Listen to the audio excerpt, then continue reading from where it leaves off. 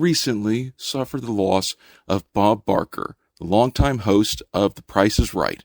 He was a man who, for many people, was the most familiar fixture to daytime television, and many a child could certainly recall watching The Price is Right while being stuck at home from school, while being sick.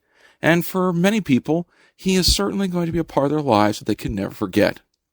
And yet for the man who would oftentimes tell us that the prize on TV could be ours if the price was right, there's a great deal to know about Bob Barker. And so we look back at his legacy when it came to broadcasting and television to appreciate just how much he saw and how much of our world changed with this particular host. He was born Robert William Barker on December the 12th, 1923, in Darrington, Washington. His father was an electrician during the early years of spreading out electricity throughout the Pacific Northwest, and he would eventually move to Mission, South Dakota, and live on the Rosebud Indian Reservation.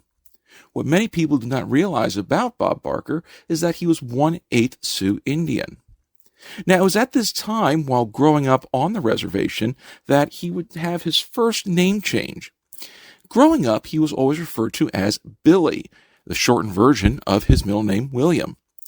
But school officials would call home, and his mother would continuously receive phone calls asking if Robert Barker was at school that day. Now, he couldn't understand, and neither could his mother, how a government official could not recognize the fact that the middle name of William was being used and recognized by this child, and that he was going by the shortened nickname version of Billy. But in order to prevent the phone calls from coming through, Bob Barker's mother would come to him and say, "From now on, you will be called Bob." And so the phone calls from the government asking if her son was going to school ceased, and yet Bob Barker said, upon making that announcement in the classroom, every student suddenly wanted to have a different name. And so, while it may have been helpful to his mother, Bob Barker admitted it was not helpful to his teacher.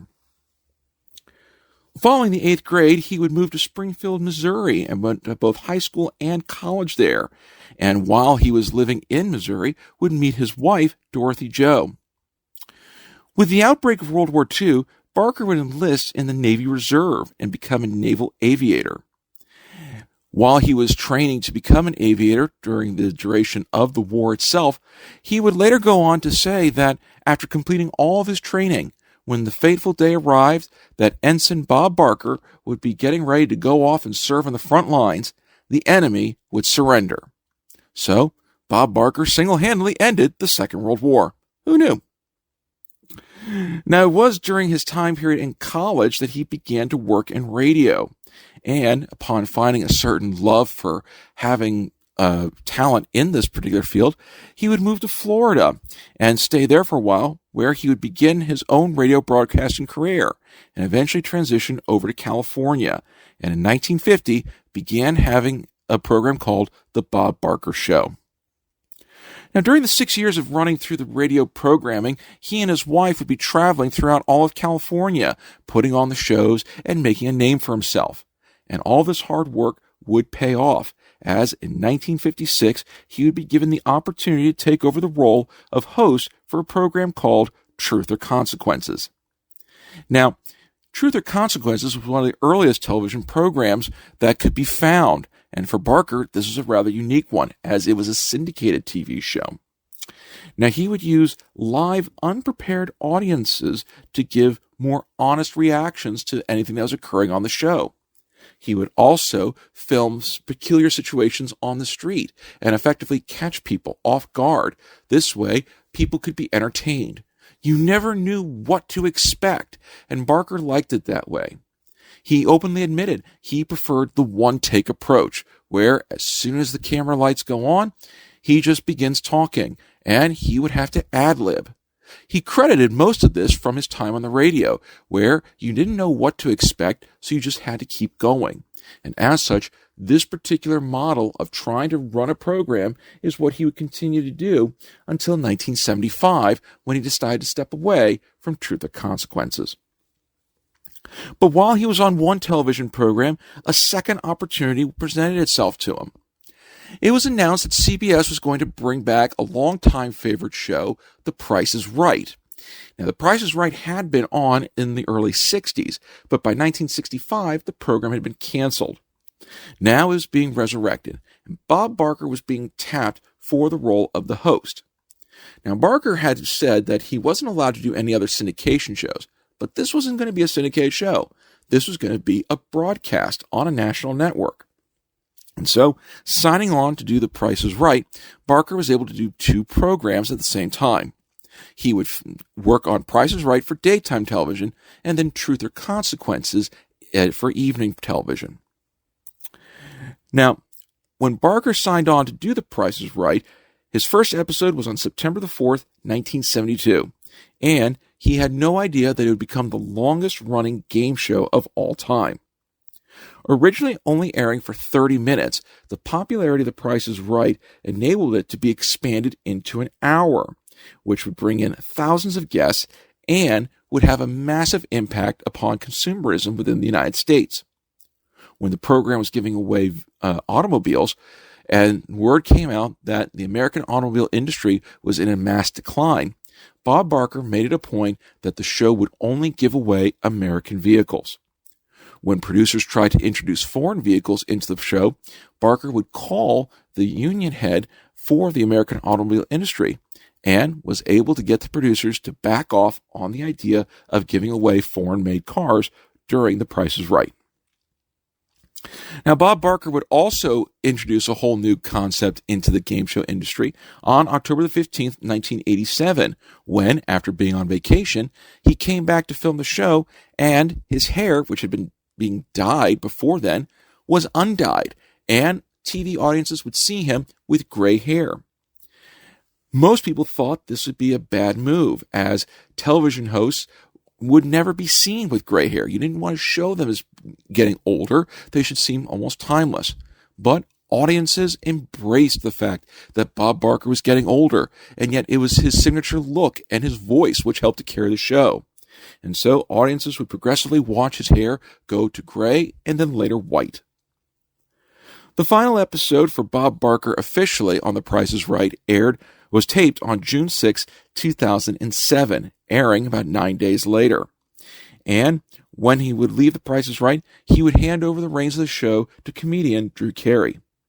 However, Barker would come back to his old stomping grounds for a couple of times, where he would make guest appearances on the show to promote his autobiography, some of his causes, and the final time he would ever appear on the show would be April the 1st, 2015, as an April's Fool's joke on the audience.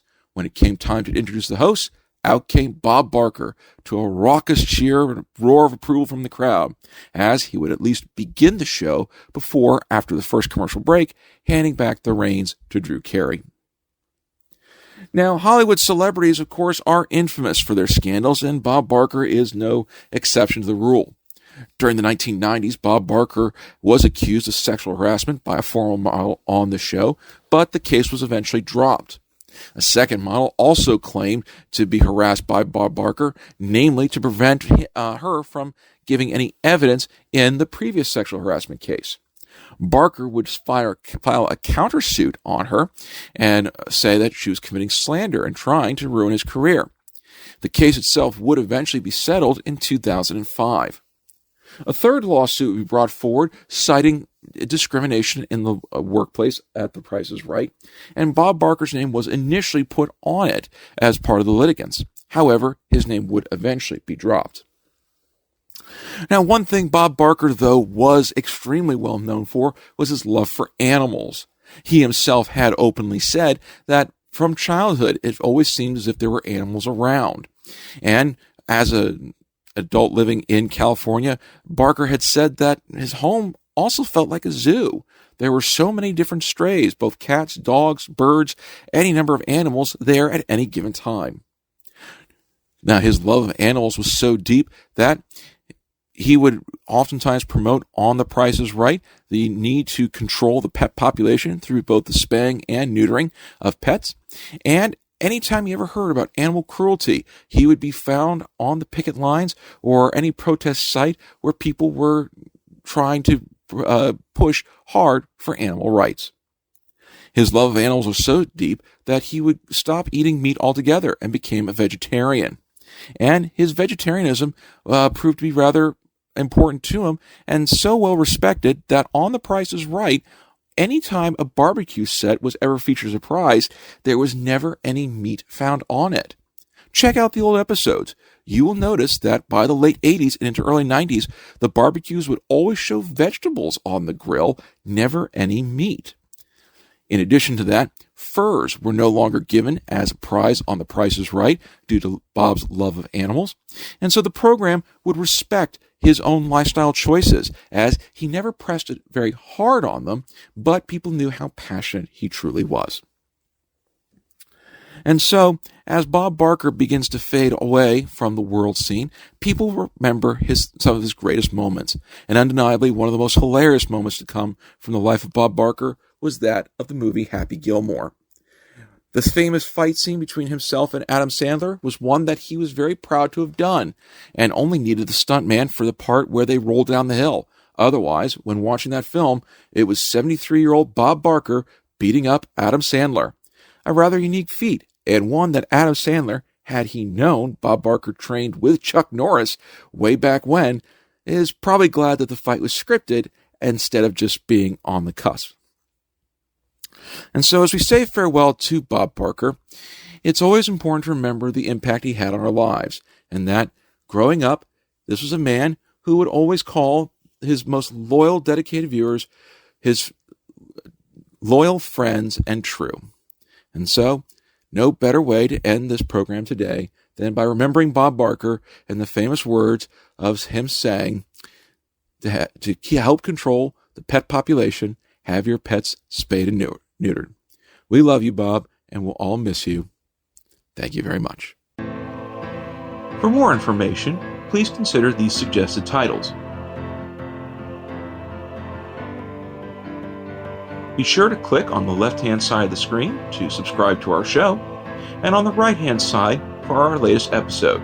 And we will see you again for the next episode of Milling Through History.